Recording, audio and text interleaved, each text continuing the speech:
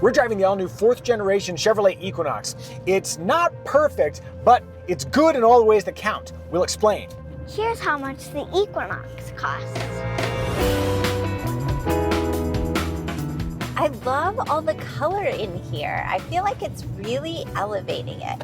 Especially, what is this textured material? Chicken skin? Chicken skin from the future. This is called maple, sugar, and black. I'm so pleased to see contrasting colors. The air vents are really interesting too. They have that nice clicky sound. Style aside, there's a lot to appreciate here functionality-wise. A proper sauce pocket, room for lots of bottles, and under console storage. I really appreciate when there's a lot of room for phones and sunglasses right next to the charge ports. Also, there's a nice wireless charger here that keeps your phone super secure. We've got a couple useful cup holders, coin bin here, and then the center console goes so deep. Wow, there's a lot of space there. All of this roominess over here is made possible by moving the shifter up here onto the column. Two minor quibbles. I wish the buttons down here weren't the same color as the shiny black plastic that surrounds them. So that they would stand out more visually? Yes, probably the exact opposite of what the designer was trying to do, but I like visual distinction when you're looking peripherally. And then the other one is that this metallic trim right here,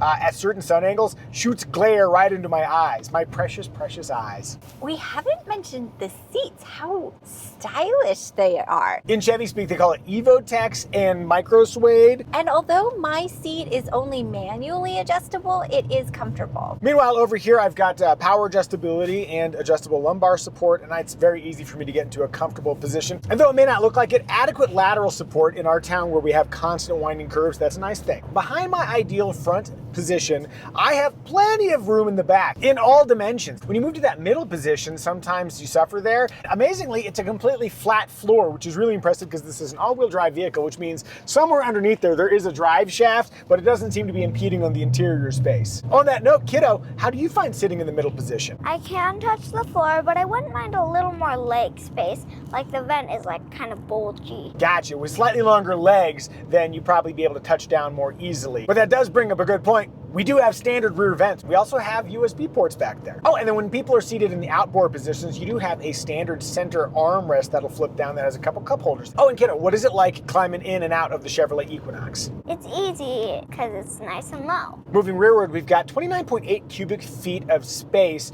For perspective, in the compact SUV category, that's less than you'd find, let's say, in a Honda CR-V, Toyota RAV4, Kia Sportage. All of those are closer to the mid-30s or almost up to 40 cubic feet of space. That said, there's plenty of space back there. There is a generous underfloor area as well as a spare tire. If you have long arms and you're willing to make yourself look a goofball, like by reaching in, you can flip those rear seats down from the cargo area. With those seats folded down, it's a big, open, nicely shaped space. If you compare numbers, that will give you a certain impression, but if you actually experience the vehicle, it's like, nah, that's plenty of space. One last note about those seat backs, I do wish they had a little bit of a recline function, though I do find the static recline is still plenty comfortable. Oh, and there is an automatic power liftgate available. Just make sure it's activated here. And what I like is that it only opens. There's no automatic close, which is cool because more often than not, it will automatically close on me when I'm standing there. Good job, Chevy. You avoided a feature that annoys me. Sweetie, what's the latch situation? There are 3 top tethers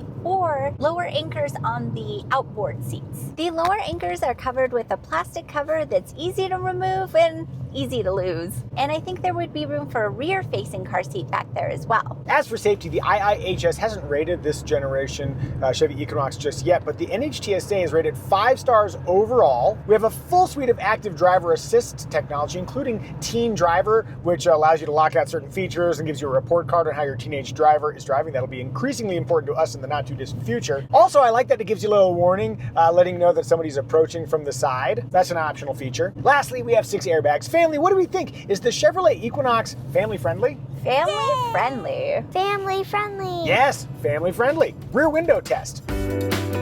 All the way down. Woo! Boop. I didn't use my keys yet. Armrest test, driving in a comfortable 8 and 4, really easy access to the inboard and outboard armrest, firm but not uncomfortable. If I had any complaint, it's that this really interesting texture grips my elbow skin a little aggressively when I'm not wearing a hoodie, but in terms of general comfort, quite good. I'm gonna go 85% inboard, 85% outboard. Moving onward to style.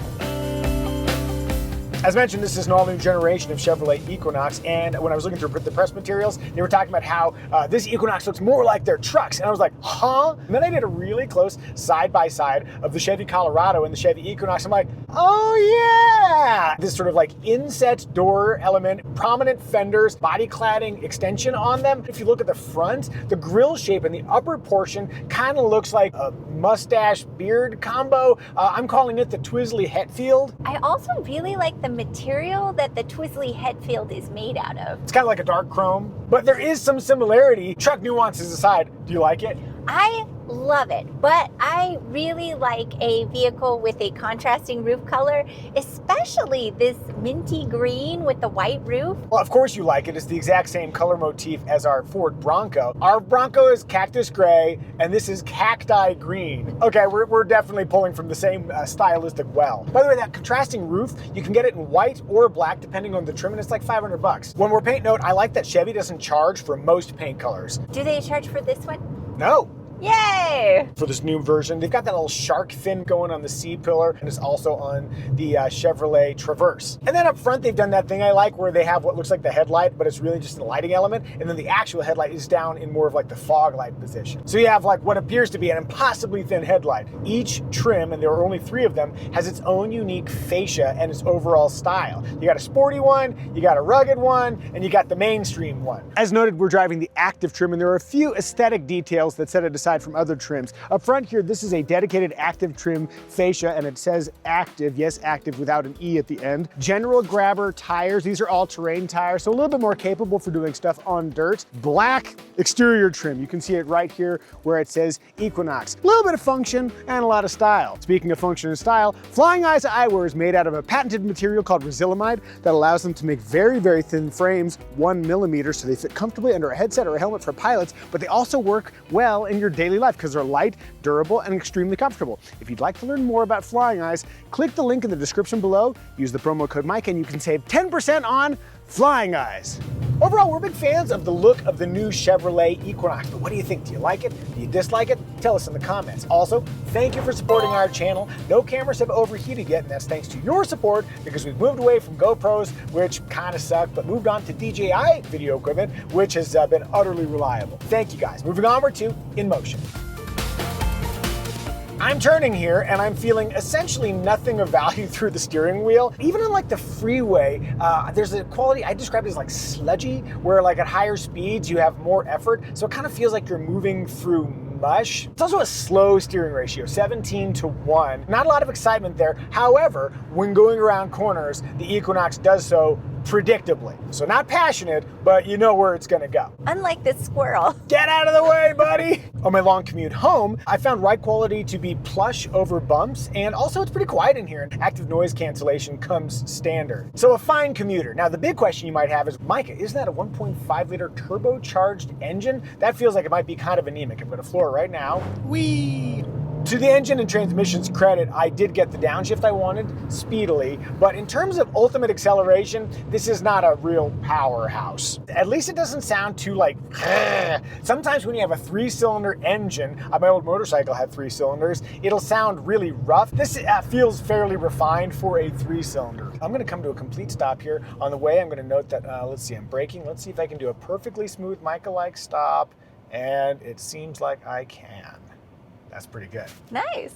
This is annoying. I wanted to show the engine start-stop functionality and how it's relatively refined, but it's not turning off for me, and I have made sure it's active, so just trust me, when the engine comes back on, it's not too rough. This is an opportunity to demonstrate something else. I'm going to pull away from a stop here. There's a little something called tip-in. That's how quickly you get power when you push the accelerator. And the first thing I noticed, I was like, kind of jumpy off of starts. So it creates the illusion that this is a more powerful vehicle than it actually is. I was fooled by that. See, it's like, okay, it's fine, but it's not like, wow. Where that aggressive tip-in comes into play is, let's say you're at a car dealership and you're test driving a car and you are pulling out and it's like, oh, you're unfamiliar with it, but it feels really strong when you're barely using the accelerator. And it worked.